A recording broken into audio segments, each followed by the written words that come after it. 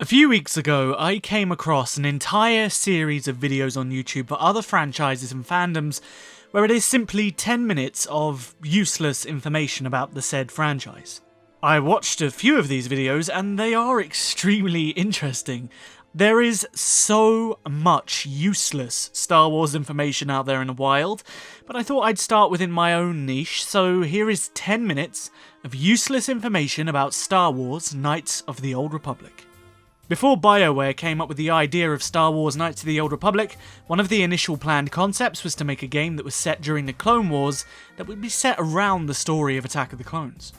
The original pitch name of Star Wars Knights of the Old Republic was actually Star Wars Age of the Jedi. However, Lucasfilm demanded that it be changed because they thought it sounded too much like Return of the Jedi, which makes absolutely no sense whatsoever.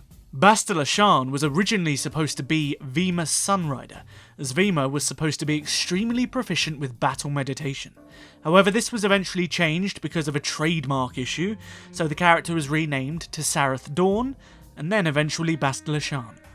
Juhani, everybody's favourite cat girl, was actually the original Bastila Shan. Talking of Juhani, Juhani was the first gay Star Wars character ever. Darth Malak's full name is Alex Squigquagwesquesm is on the screen, which is the name of the town he was born in. Additionally, his nickname was Squint. The name HK-47 was inspired by Drew Karpyshyn's billiards team, the HK-47s. 4 of their players had the last name beginning with H, and one of them, being Drew Karpyshyn, had a last name beginning with K. The number was then obviously inspired by the AK-47 rifle. T3M4 was originally called T3M3. Star Wars Knights of the Old Republic was the best-selling Star Wars game of all time on the original Xbox, besting out bangers such as Star Wars Battlefront 1 and 2, LEGO Star Wars, and Republic Commando. While the game was in circulation of sale in major retailers and for consoles, the game had sold approximately 3.2 to 4.2 million copies by the year 2010. However, this number by 2021 is likely much higher, considering now you can get it on mobile and it's always on sale on platforms such as Steam. Knights of the Old Republic had an entire planet cut from its developmental cycle. When you're searching for the star map on Dantooine, you'll notice that during the puzzle in the ancient ruins, there is mention of a volcanic planet that doesn't exist in the game. This planet was supposed to be the planet Slaheron. You can even find music that was supposed to be present in Slaheron in the final game. There was supposed to be a member of the Hutt species in the Jedi Enclave that Revan could interact with, and this Hutt was named Shuma, however he was cut from the final release. The original design of the Starforge more closely resembled the Death Star, however this was changed after feedback from Lucasfilm to be more unique and distinct. An Easter egg for the original Xbox version of the game allowed the player to enter a cheat code and turn Darth Malak into a dancing Twi'lek woman. The name Revan was simply taken from lead designer James Oland's D&D character Revanak, who chopped off the last 2 letters to create Revan. Mission Veo was originally designed to be a male. Knights of the Old Republic was delayed twice during its developmental cycle, which nowadays would have caused an uproar. Developers went through a serious crunch when working on the game, working at times for 16 hours per day and sometimes even more. Again, that would cause an uproar in this part of the decade. The iconic voice of HK-47 was much different to what was originally planned. BioWare had originally intended to make HK-47 dark and menacing and grim in tone. However, voice actor Christopher Tabori couldn't quite bring that version to life, so he personally changed it to be more of the sarcastic, comedic HK-47 that we know and love. And apparently the design team actually disapproved of this, but they were eventually won over. In a piece of cut content, Deadeye Duncan would escape the destruction of Taris somehow and find the player on Manaan, asking them if they could take and use the nickname Mysterious Stranger to boost his reputation in the mercenary field. When you are captured by the Sith, you are asked for the location of the Jedi base. You can flip the reference in episode 4 by saying that the Rebel base could be found on Alderaan. Canderous Ordo at one point in time actually encounters and comes into direct contact with the Yuuzhan Vong. Canderous found a scout ship known as a Yorick Strona, which was camouflaged to look like an asteroid and frozen within an asteroid belt. However, it escaped beyond the edge of the galaxy after being unfrozen, attacking Canderous's ship and jumping into hyperspace.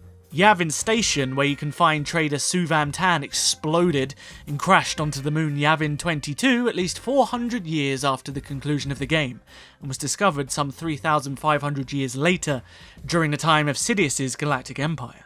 Unlike many Sith, Darth Malak didn't have the iconic red and orange eyes. Instead, his eyes were grey. The Sith Lord Darth Sion, who goes on to appear in the sequel, was actually a Sith Lord under Darth Revan's Sith Empire, so he's actually somewhere during this story killing Jedi. Despite the freedom that the game gives the player, there is actually a canonical order to the planets. That is Taris, Dantooine, Tatooine, Kashyyyk, Manaan, and then Korriban. Calo Nord dies canonically on Tatooine. Darth Bandon dies canonically on Manaan. Despite being the Emperor of the Sith Empire, Darth Malak never actually held this title. As a matter of fact, he held a completely unique title that was never seen before, called Sith Magnus. Surprisingly, a lot of people missed this, but you can actually encounter Karth's son Dustil on Korriban, who became a Sith and fell in love with a girl named Celine, who coerced him to join them. Never trust a girl called Celine. Shasa, the Force-sensitive Selkath you can rescue from the Sith on Manaan, creates what is known as the Order of Shasa, basically a neutral Jedi Order of Selkath, which still exists by the time of Sidious's galactic empire and was actually used by Darth Vader. Jal Shay, a name you often see while playing the game, are an order of Force users who study the Force from a philosophical and intellectual point of view. Revan's true name has never been revealed in any piece of Star Wars media, becoming one of the great mysteries of the franchise. The burnt orange lightsaber crystal known as the Heart of the Guardian was actually mystified by prophecies in both the Sith and Jedi orders. Supposedly the Heart of the Guardian crystal only appeared during times of galactic turmoil, finding itself in the hands of the user who would bring salvation to the galaxy. Or in a Sith case, domination. You know those people on Taris in the Undercity who helped find the mysterious Promised Land? Well, rest assured, they found it.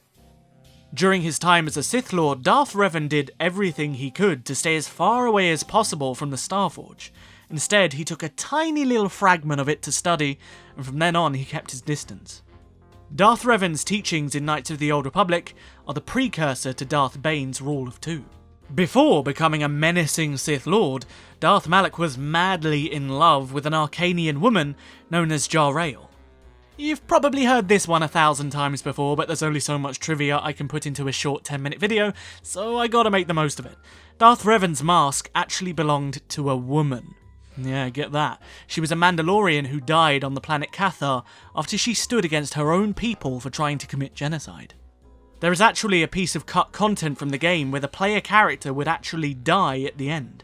If you were a dark side female who romanced Carth Onasi, you could be redeemed in the final moments after killing Darth Malak, and you would die with him as the Starforge exploded and fell into the star below. Joe Lee fell in love with a woman who fell to the dark side and went on to become one of the leading Sith under Exar Kun in the Great Sith War, killing thousands. And he often felt much regret because he refused to kill her himself when he had the chance to do so just beforehand. Composer of KOTOR 1 Jeremy Soule actually snuck a piece of Bastla's theme into the Skyrim soundtrack.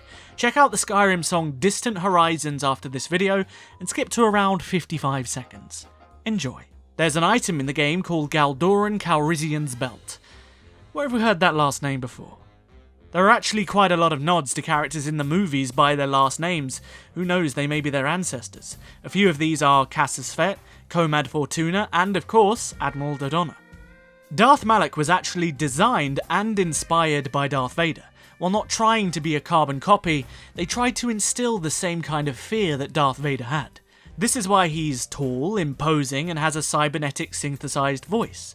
Additionally, they decided to go with the opposite of red instead of the iconic black for his visual design. The character Mission Veo was voiced by the voice actress Catherine Tabor, who ironically went on to voice another Twi'lek woman called Vet in the Old Republic, who has a very similar personality and looks almost identical. She then went on to voice another Blue Twi'lek in the Clone Wars, who also shared a very similar personality. They're so similar in fact that Catherine herself actually headcanons that these three are related.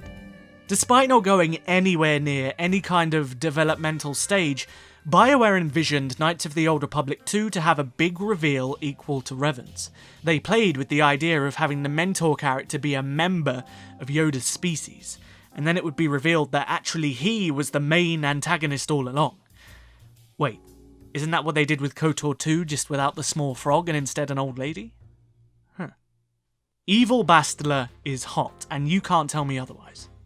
Despite being the literal hero of the game, Trask Olgo and his voice actor weren't even credited during the end credits.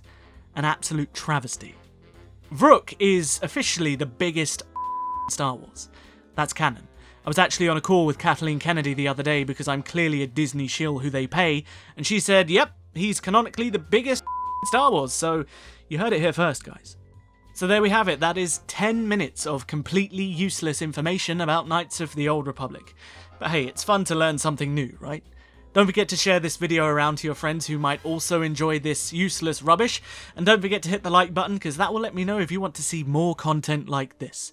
Trust me, I have KOTOR 2, the Old Republic MMO, so many Star Wars games, the movies. There is so much potential with this kind of video, and if you guys are interested, I'm happy to make it because it was really fun to do. Be sure to come and follow me on Twitter, Instagram, and join the Discord server because I would love to have you there. All links are in the description below, and I'll see you guys in the next video. But until then, may the Force be with you. Always.